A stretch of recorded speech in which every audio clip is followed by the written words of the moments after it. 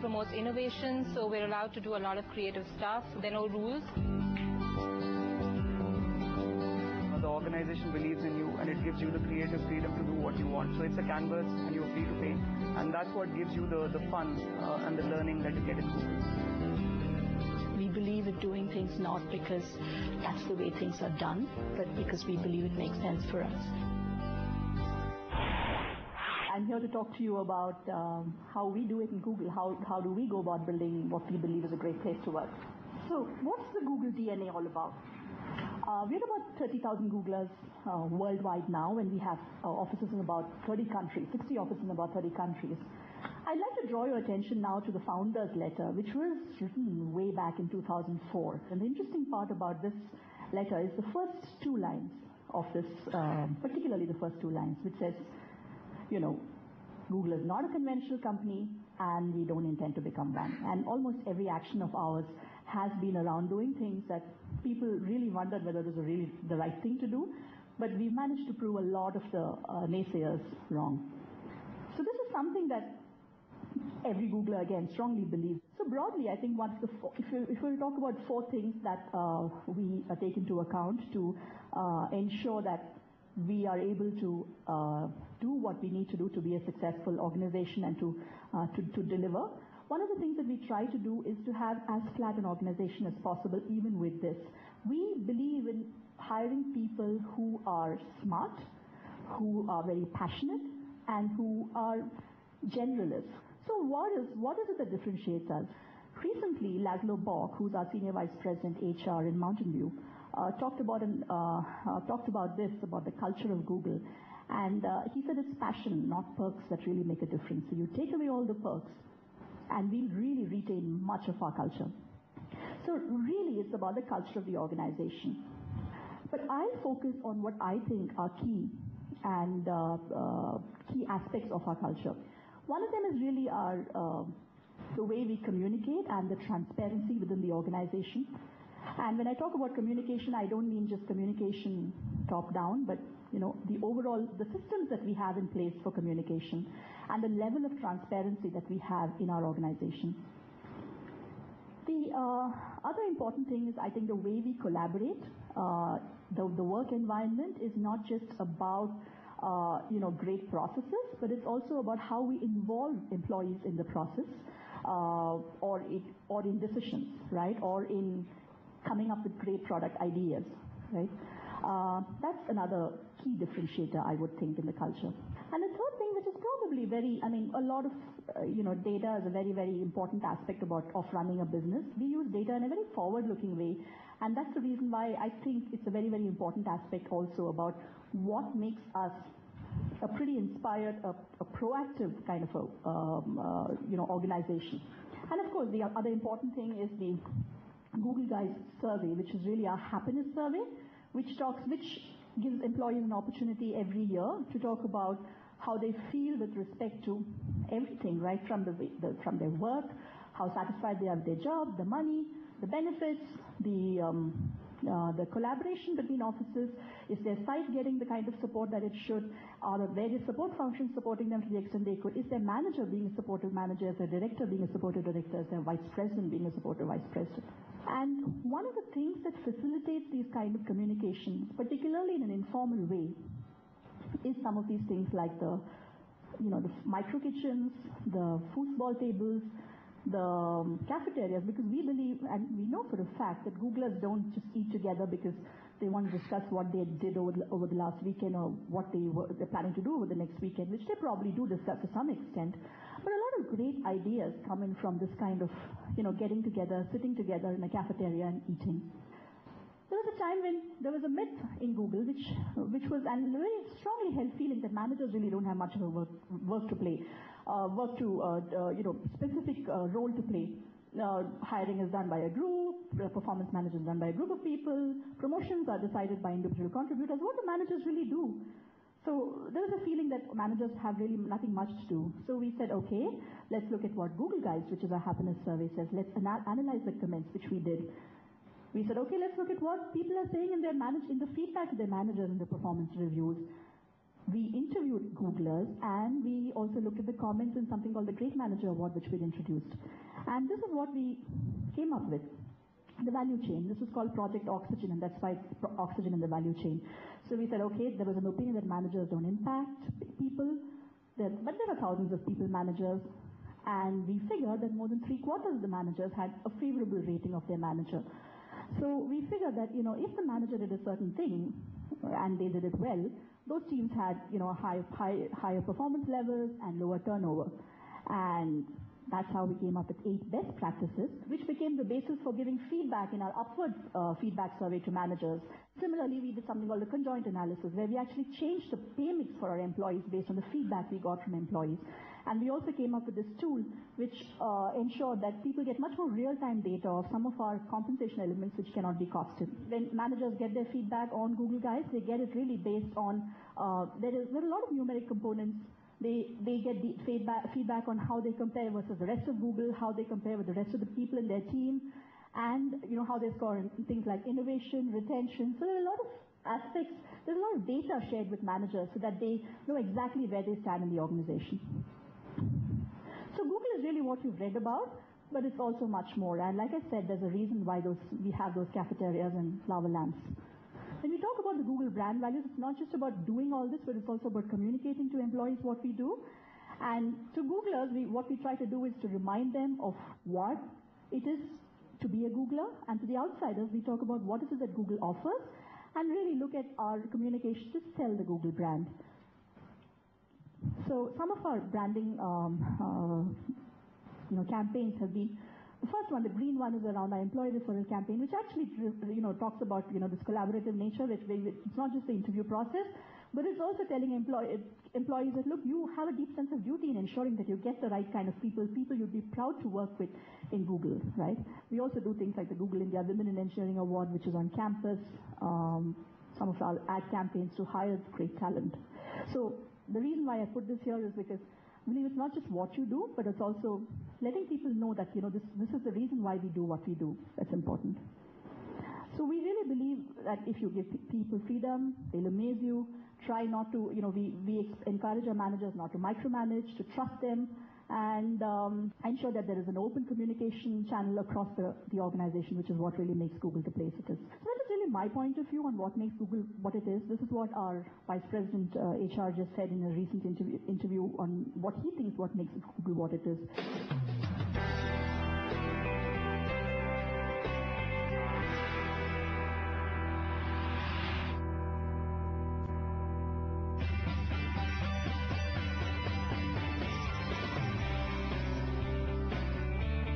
I think there are really 2 variables to being a great place to work. One is the kind of work that we do over here as Intel India, and the other is just our organizational culture. I think the number one element for us is the attitude and the cultural fit with Intel as an organization. Innovation is hugely important for us. Business is really based on innovation happening at every level within the organization. We have multiple vendors who are serving different kinds of cuisines at those cafeterias. We have cuisines ranging from really healthy food to the normal spicy Indian food to Western food.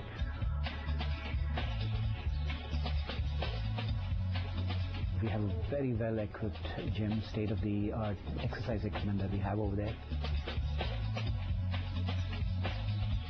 I think one of the things that we do really well and very rigorously is our focus on development. Employee development, management development, leadership development. And we are constantly preparing employees to develop and take on newer and newer opportunities within Intel.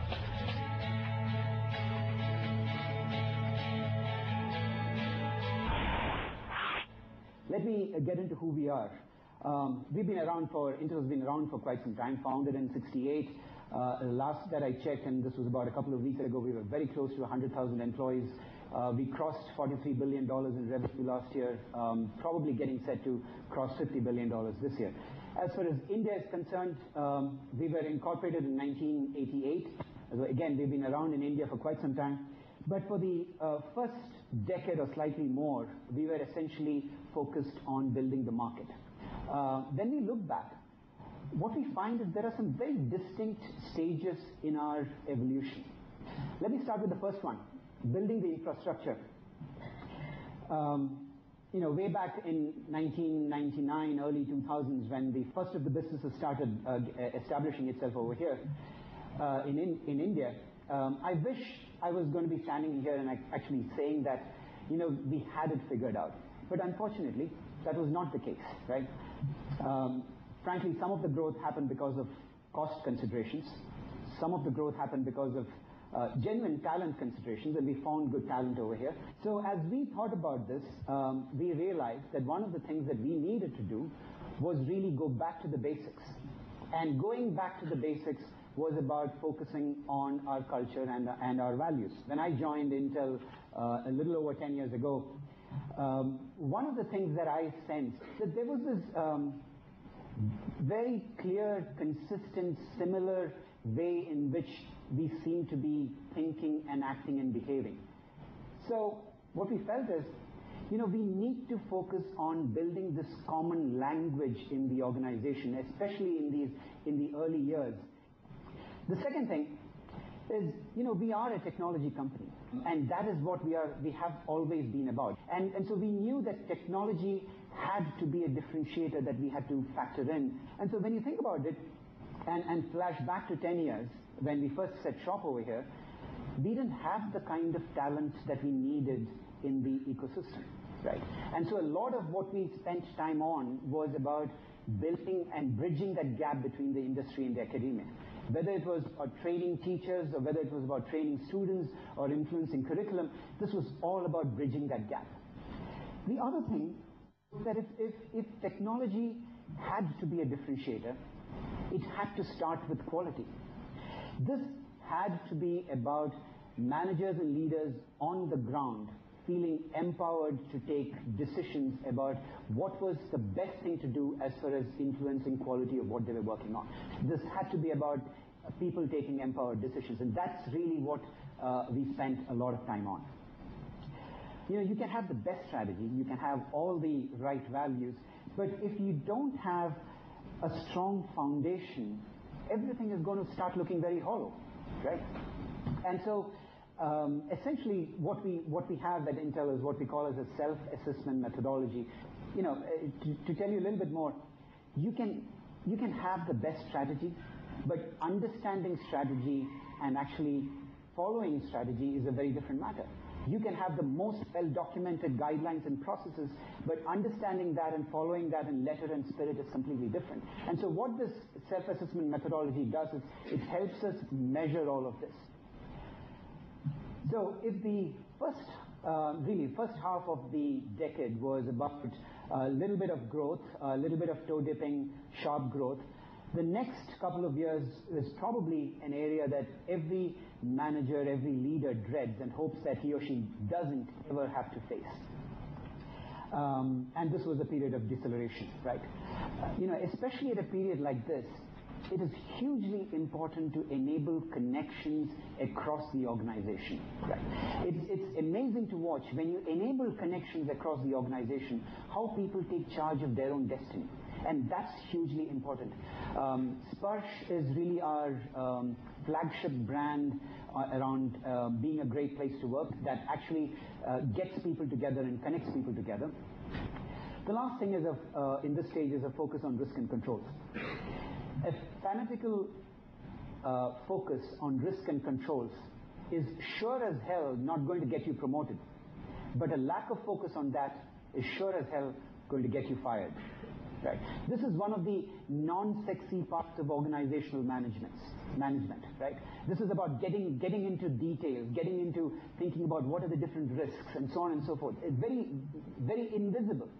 But the point is, if you don't focus on it, it has the power to creep upon you slowly, and then when it finally explodes, it just makes your life really, really messy, right? And so the perspective that I offer over here is having a very deliberate, proactive focus on risk and controls is going to be hugely important as an organization. And we have done a few things.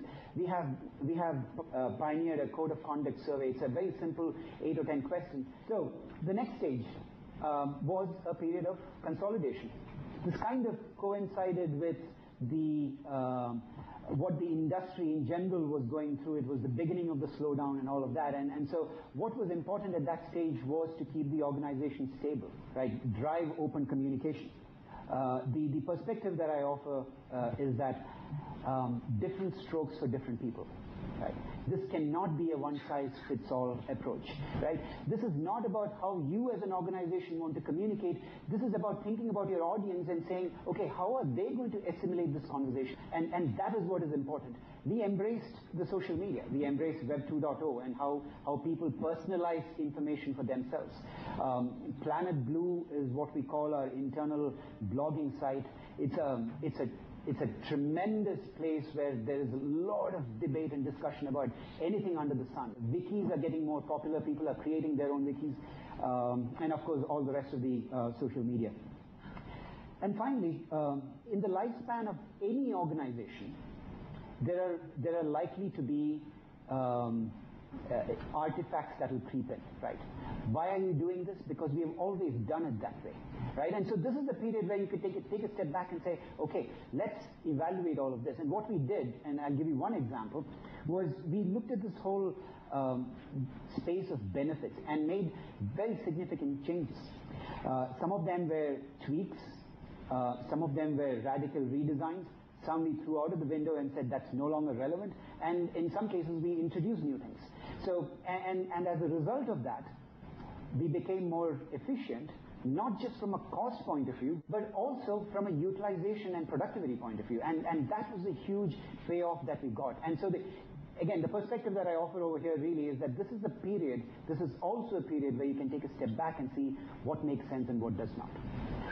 The next thing is, having done all of the various things, having made that journey from where we were to where we are today, we are also in a space today where we can think of enabling and driving innovation. We have different processes. There is idea generation process that goes through a board of directors who looks at the practicality and feasibility of that, does the funding decisions, then a group of employees go off and work on that. There is another group that looks at the go-to-market strategy for all of that. So the point I'm trying to make is, thinking about innovation requires you to think about what stage is your organization in as far as its evolution is concerned, and are you at the right stage to be thinking about something like this. And in conclusion, this year when we were ranked number 2 and we were 3 years in a row we were in the top 3, we went back and asked our employees, so this is all great, but what do you think about it? And we were very pleasantly surprised. All of these words are really what we have been talking about. All of these words for us reflect organizational culture, technology, and the quality of work that people do. And for us, it was a great vindication that we were on the right path. And as for me, it's been about a great technology, great company, great people. Thank you.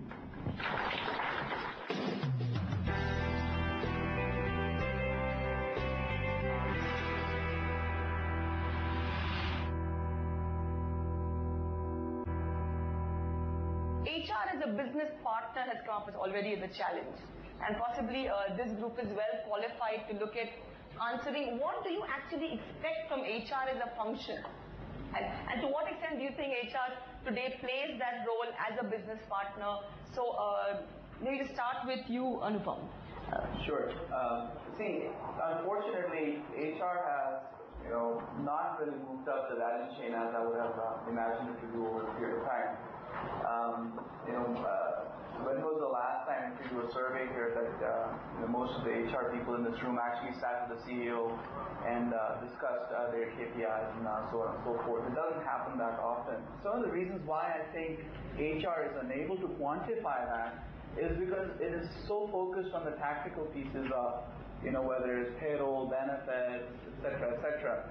And I think what it needs to start seeing itself, rather than providing the tactical advice to the CEO, being a strategic partner to the CEO in looking at succession planning, looking at performance management, looking at the areas that the CEO is most concerned about. And if you're able to talk that language to the CEO and quantify, most CEOs are driven by results, I think you will be able to get to that table, if you will, much more often than I think we're able to do now.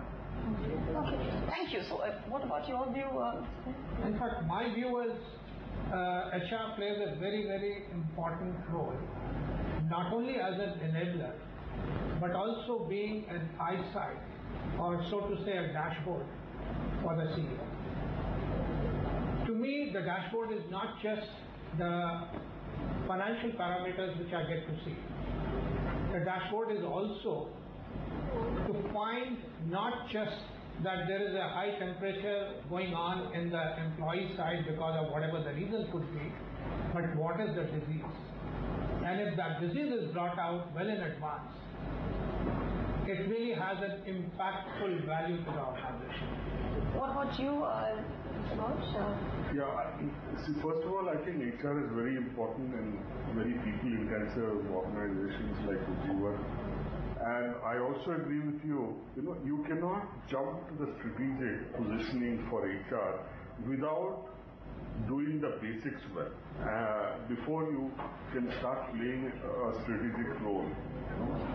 And HR is a very good indicator a leading indicator for any kind of issues and problems which there can be there. So one is of course the dilemmas piece. When you sort of hear all of this, you feel okay, this is all a very smooth sail, and we just looked at organizations, you talked about it, saying there are ups, there are downs, there are also very tough decisions that you've got to take. So I'm going to sort of throw it open to all of you, saying that what would be the toughest people decision maybe you've had to take in the context of people, and one could be around empowerment. That's come up as a subject as well. The point on empowerment being that how much freedom do I give? Are there any dilemmas there that you faced and you've come out of with any insights which could be useful for the group here? In terms of empowerment, we have a practice in our organization where we are not monitoring what time an individual came to the office and what time he walked out, excepting the admin staff. And believe me, that is something which is working extremely well, because a response by that community itself is working as a nice way of putting pressure on, let's say, the black sheeps, and it works very well. What we're doing, just by way of example, is we have people writing out how much time they spent on each project. And it came back to us that if you're really a thinking and a knowledge organization, why do we need to put in time? Why do we need to write, I spent 5 days on this project and 15 days on that project?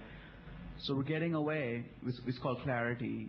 That's the tool that we're using where all our developers put in their time. We're getting rid of the entire tool. So I'm nervous that it may yield to other results, so we'll find out. So if we come back next year, I'll be able to tell you how that empowerment goes. So that's it for today, I think. Thank you very much for being part of this panel, and thank you very much for being here. Thank you very much. Our idea of associating with GPTW is to enable us to learn from their experience and, if possible, to replicate those practices so that our employee satisfaction and our standing as a great place to work improves. Well, our study, which we do annually in 47 different countries now, is not only the largest in the world. In India, it is the largest in India, and the India study is one of the top 3 globally. Over 500 organizations participated last year.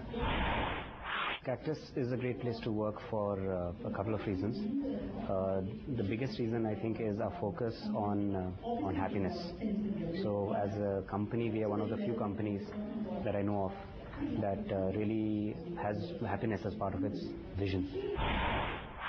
The key difference that I find within Intel is really how strong a culture we have, right? And for us, the culture that we have is a big, big differentiator. The other thing that makes us a great place to work is just the kind of work that we do. And it's that work that really energizes and gets people engaged. One thing that we focus on in a big way to ensure that we have a unique Google culture is the way we approach our hiring process. We have a very, very well-defined hiring process, which we take very, very seriously. So PayPal has been focusing on employee development since the very inception of the company. The focus that we have applied in India has been on empowering our employees and making sure our employees are extremely engaged. And by empowerment, I mean that the employees have the ability to do whatever work they want to do that they're interested in doing. You know, we have an inherent advantage because we are driven by a social mission, you know, and all our employees imbibe that mission, and that actually helps us to compete with other organizations like Google or ITEL.